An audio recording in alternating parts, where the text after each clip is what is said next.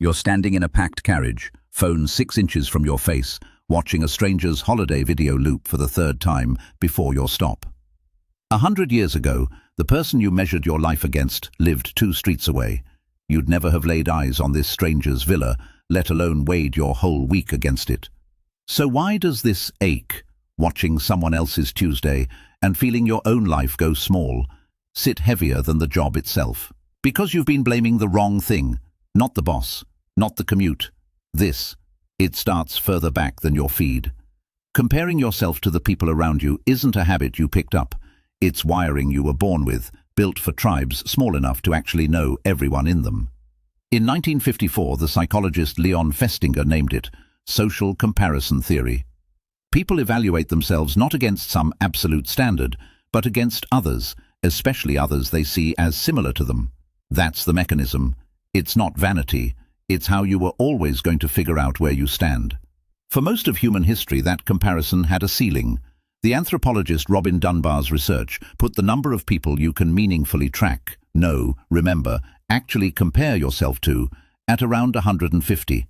That's the whole village. That's the cap the system was built for. Here's what breaks it.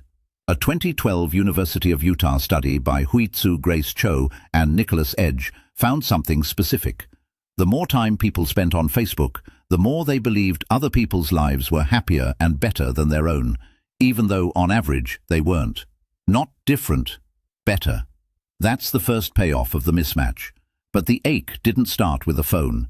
It has a name, and the name has a street address.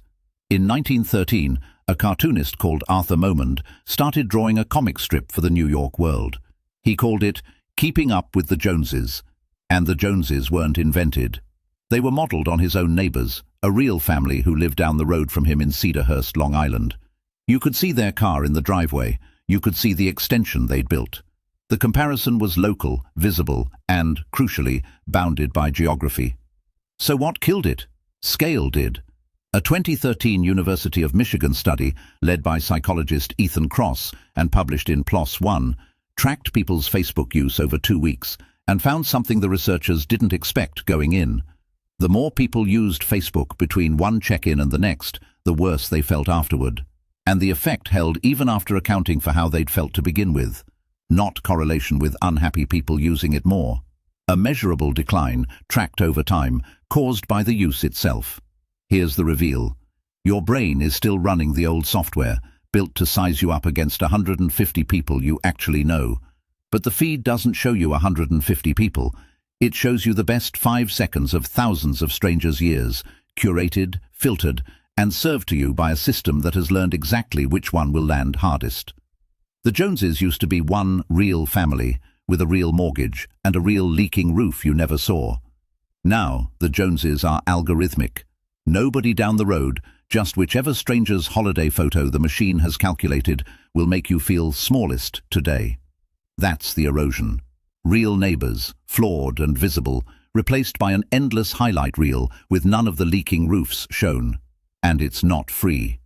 A 2008 study by economists Alois Stutzer and Bruno Frey, published in the Scandinavian Journal of Economics, found that commuters report significantly lower life satisfaction than non-commuters doing comparable work, and that people consistently fail to fully adjust to it, even when they've chosen the trade-off themselves, even when the money or the house is worth it on paper.